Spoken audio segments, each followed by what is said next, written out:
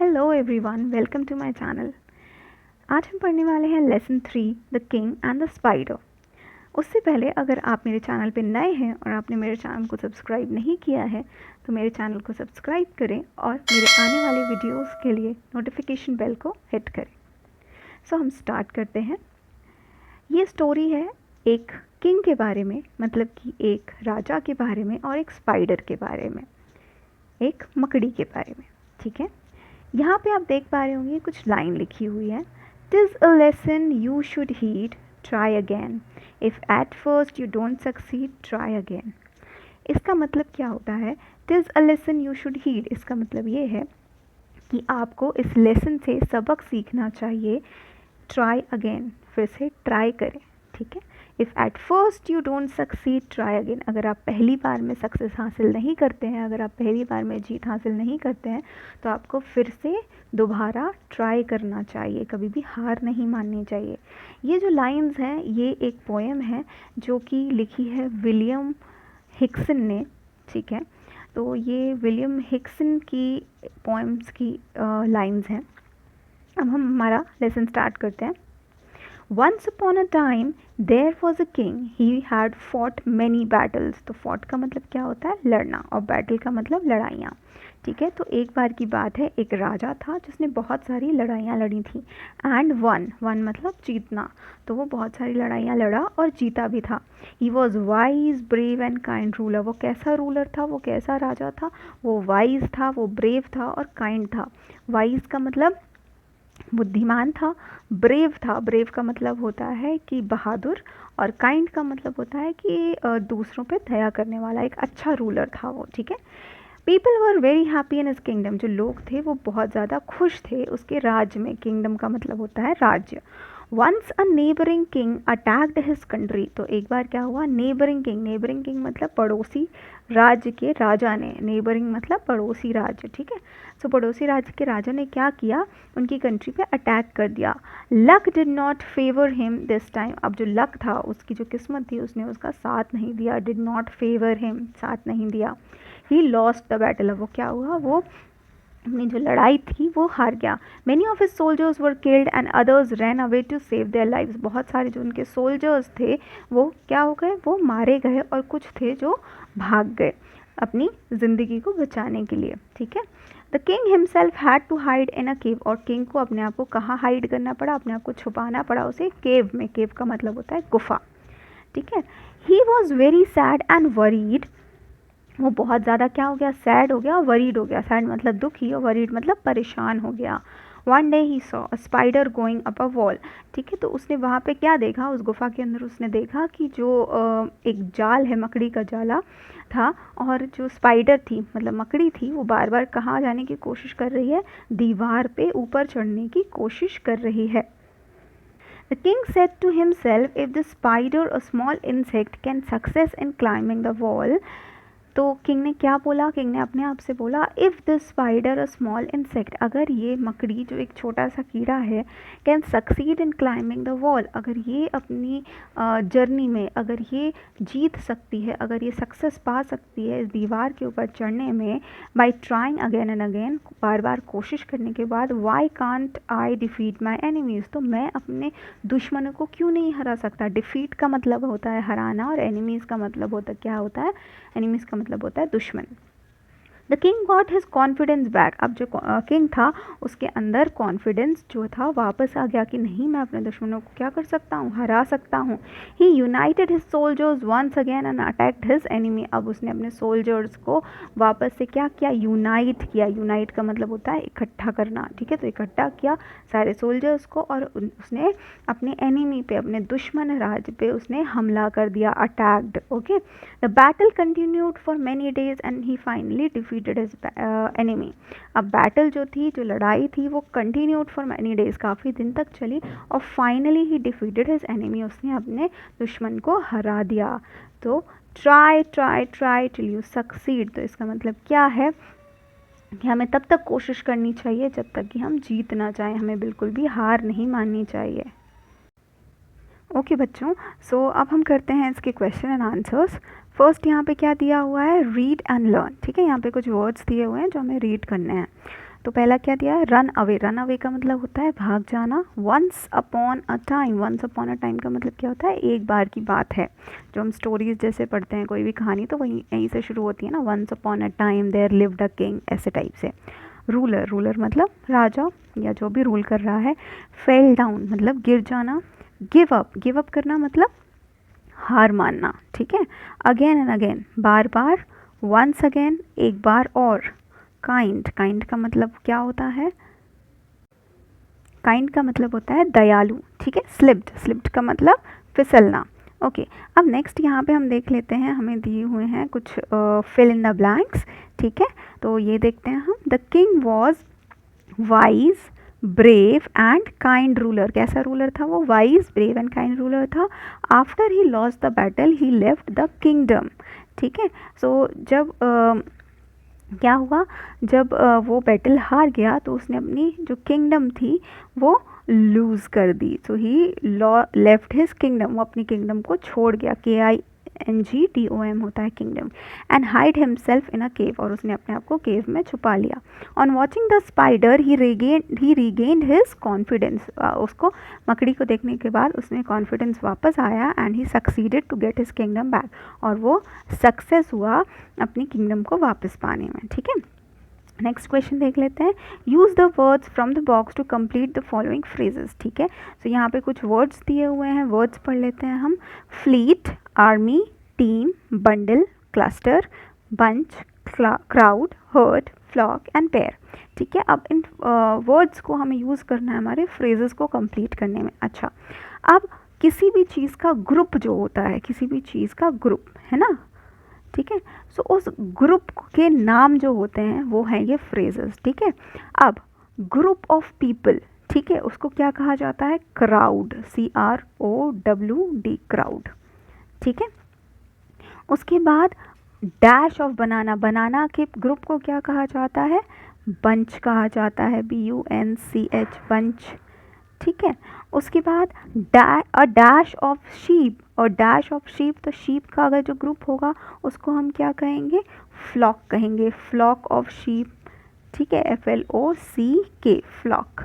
उसके बाद an dash of soldier, soldiers के ग्रुप को क्या कहते हैं हम, आर्मी कहते हैं, ठीक है।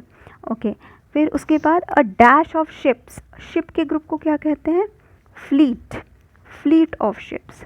A dash of cattle, a herd of cattle, ठीक है, HERD, heard of cattle. A dash of players, तो क्या होगा, प्लेयर की ग्रुप को हम बोलते हैं टीम ऑफ प्लेयर्स, ठीक है। जैसे क्रिकेट की टीम है, बास्केटबॉल की टीम है, ठीक है। A dash of sticks, sticks के ग्रुप को हम कहेंगे बंडल, ठीक है, BUNDLE, बंडल। उसके बाद a dash of shoes, shoes का ग्रुप जनरली दो के शूज़ होते हैं, दो होते हैं, तो पेयर, PAIR, पेयर, ठीक है। और डैश ऑफ स्टार्स, तो स्टार्स के ग्रुप को हम क्या बोलते हैं, cluster, CLUSTER, cluster, okay. Next question में यहाँ हमें क्या लिखना है, ऑपोजिट, ठीक है। ऑपोजिट्स क्या होते हैं, विपरीत शब्द, ठीक है। सो फेल, फेल का क्या होता है, पास, ओके, PASS, पास। विन, विन का क्या होता है, विन मतलब जीतना, तो उसका हो जाएगा लूज, लूज का मतलब हो जाता है हारना। फ्यू, फ्यू मतलब कुछ, थोड़ा, ठीक है, सो इसका हो जाएगा मैनी। उसके बाद फ्रेंड, फ्रेंड का उल्टा क्या हो जाएगा, एनिमी, ओके। उसके बाद वीकनेस, वीकनेस का उल्टा क्या हो जाएगा, स्ट्रेंथ, ओके। वीकनेस का मतलब होता है कमज़ोरी, और स्ट्रेंथ का मतलब होता है ताकत। शॉर्ट, शॉर्ट का क्या हो जाएगा, लॉन्ग, ओके। हैप्पी, हैप्पी मतलब खुश, तो इसका हो जाएगा सैड, ओके। सो यहाँ हमने सारे कर लिए। फेल मतलब क्या होता है, हारना, तो हार का जीत, विन का, फ्यू का, ये सारे हमने कर लिया। अभी हम नेक्स्ट क्वेश्चन में चलते हैं यहाँ पे। ओके, सो वही जो हमने वर्ड्स ऑपोजिट्स पढ़े हैं वही हमको यहाँ पे फिल करने हैं। जैसे फर्स्ट हमें यहाँ पे सक्सीड करके दिया हुआ है ये वाला, ठीक है। अब उसी को हम यहाँ पे कर लेंगे। LOSE होता है लूज़, ओके। उसके बाद MANNY होता है मैनी, ओके। उसके बाद MANY मैनी, ओके, और ऐसे ही ये सारे जो हैं ये हमें फिल करने हैं। ओके, सो यहाँ पे क्या हो जाएगा, एस ए एंड डी, ठीक है, डी सैड, ठीक है। उसके बाद ये जो है ये है long, L O N G, long. Okay, अब यहाँ पे क्या आ जाएगा, strength, S T R E N G T H, strength. उसके बाद लास्ट यहाँ पे बचा है enemy, E N E M Y, ये हो जाएगा एनिमी, ठीक है। तो यहाँ पे हमने सारे फिल कर लिए। अभी हम चलते हैं हमारे नेक्स्ट क्वेश्चन की तरफ। सो नेक्स्ट क्वेश्चन क्या है हमारा, grammar in use, rewrite with proper punctuation mark. Punctuations क्या होते हैं, पंचुएशंस होते हैं हमारे, जैसे कि कैपिटल फॉर्म में लिखते हैं हम, ओके, कॉमा लगाते हैं, फुल स्टॉप लगाते हैं, तो वही हमें करना है। अब यहाँ पे लिखा हुआ है Maharani Lakshmibai was a brave queen. So Maharani Lakshmibai, ठीक है, ये हो जाएगा कैपिटल में, किसी का भी नाम हम कैपिटल में लिखते हैं तो एम यहाँ पे कैपिटल हो जाएगा। Maharani Lakshmibai was a brave queen, ठीक है। क्वीन के बाद यहाँ आ जाएगा फुल स्टॉप, और फुल स्टॉप के बाद ये वाला जो शी है, फुल स्टॉप लगाने के बाद यहाँ पे जो शी है इसका एस हो जाएगा capital. She fought against her enemies with great courage and is remembered in Indian history, Indian का I capital, Indian history as Jhansi की रानी। तो झांसी की रानी ये हो जाएगा इन्वर्टेड कॉमाज में, ठीक है, इन्वर्टेड कॉमाज के अंदर हम इसको झांसी की रानी को लिख देंगे, ठीक है। ऊपर यहाँ पे दोनों जगह कॉमा आ जाएगा, ओके, और जे हो जाएगा कैपिटल, के भी कैपिटल और आर भी कैपिटल, झांसी की रानी, ठीक है। उसके बाद हम करते हैं fill in the blanks with and और but, right. So example, Ram and Shyam are two brothers, Ram is tall, thin and clever. Okay, तो हमें एंड और बट का यूज़ करना है। एम हम एंड हम कब यूज़ करते हैं, एंड हम यूज़ करते हैं जब हम दोनों चीज़ों को जोड़ करके बताते हैं, और हम बट का यूज़ कब करते हैं, जब हमें दोनों चीज़ों के बारे में डिफरेंस बताना है कि ये तो ऐसा है लेकिन वो अलग है। तो जब हम लेकिन कहीं पे यूज़ करेंगे तो वहाँ पे हमें बट का यूज़ करना होगा, ठीक है। So Ram dash Shyam both like to play, अब हम दोनों की बात कर रहे हैं तो यहाँ पे क्या आ जाएगा, यहाँ आ जाएगा हमारा end. Shyam both like to play, Ram like to go to school, dash Shyam does not. अब श्याम यहाँ पे उल्टा है, ऑपोजिट है, मतलब यहाँ पे बट आ जाएगा। So but Shyam does not like to go to school. Ram keep his room neat and tidy, but Shyam keep his room untidy. Okay. Okay, so next question में यहाँ पे क्या दिया हुआ है, arrange the following sentences in the sequence in which they appear in the story. मतलब कि यहाँ पे हमें कुछ ये सेंटेंसेस दिए हुए हैं तो इन सेंटेंसेस को हमें अरेंज करना है, मतलब जैसे कि स्टोरी में आए थे उस हिसाब से हमें उनके नंबर्स डालने हैं, ठीक है। मतलब गड़बड़ लिखी हुई है तो हमें सही से उसको लिखना है। तो पहले यहाँ पे देख लेते हैं हम कि क्या क्या है। फर्स्ट दिया हुआ है the king was sad and worried. Second, many of his soldiers were killed. Third, the king was wise, brave and kind. Once a neighboring king attacked his country. Fifth है, people were very happy in his kingdom. ठीक है, तो पहला क्या हो जाएगा, पहला हो जाएगा ये वाला, the king was wise, brave and kind, so ये हो जाएगा नंबर 1। उसके बाद people were very happy in his kingdom, तो ये हो जाएगा नंबर 2 कि लोग उसके किंगडम में काफ़ी खुश थे। उसके बाद क्या हुआ था, उसके बाद अटैक हुआ था, तो once a neighbouring king attacked his country, तो ये हो जाएगा 3rd। और फिर हो जाएगा सोल्जर्स मारे गए थे, तो 4th हो जाएगा any of his soldiers were killed, और 5th क्या हो जाएगा ये वाला, ठीक है, the king was sad and worried. तो उसके बाद हम नेक्स्ट क्वेश्चन देख लेते हैं, answer these question, question answers हैं ये। तो फर्स्ट क्वेश्चन क्या है, what kind of ruler was the king, तो किंग कैसा रूलर था, the king was brave, wise and kind ruler, ठीक है। देन सेकेंड में क्या दिया है, हु अटैक्ड हिज कंट्री, किसने अटैक किया था उसकी कंट्री पे, the neighbouring king attacked his country, neighbouring king ने अटैक किया था। थर्ड क्वेश्चन क्या है, what happened to the king and his soldiers in the battle, battle में सोल्जर और उसके किंग के साथ क्या हुआ, the king lost his battle, king battle हार गया, and hide himself in the cave, और उसने अपने आप को केव में छुपा लिया, गुफा में, ठीक है। Many soldiers were killed and others ran away, ठीक है, तो बहुत सारे सोल्जर्स जो थे वो मर गए और बाकी के जो है वो भाग गए। ठीक है। फोर्थ क्वेश्चन क्या है, what did the king see in the cave, king ने केव में क्या देखा। तो the king saw a spider climbing up the wall and slipping down again and again but it didn't give up till it succeeded. तो king ने देखा कि जो स्पाइडर थी वो बार बार वॉल पे चढ़ रही थी और स्लिप हो रही थी, लेकिन उसने तब तक गिव अप नहीं किया, तब तक उसने हार नहीं मानी जब तक कि वो सक्सीड नहीं हो गई। फिफ्थ क्वेश्चन क्या है, what did the king do after watching the spider, king ने क्या किया स्पाइडर को देखने के बाद। So the king said to himself, king ने अपने आप से बोला that if the spider a small insect can succeed by trying again and again why can't I. ठीक है, सो किंग ने क्या बोला है यहाँ पे आप देख सकते हैं, the king said to himself that if that spider और small insect can succeed I try again again why can't I, मैं क्यों नहीं कर सकता। ठीक है, अभी नेक्स्ट देखते हैं, let's talk. Okay, so team A ask the question and team B find the answer from the passage. Ravinder Tejpal is about 35-year-old. He joined the police force when he was 25. Okay. He likes his job and find it very interesting. He is Mohinder Tejpal's sons. ठीक है, मतलब उसके father का नाम क्या था, Mohinder Tejpal, Mohinder Tejpal. He lived with his parents, 2 sons and wife Monica. Sumant is his elder son and Hemant is his younger one. He works from 8 a.m. to 2 p.m. In the evening he plays cricket with his sons. ठीक है, तो question देखते हैं हम यहाँ पे, question क्या दिए हुए हैं।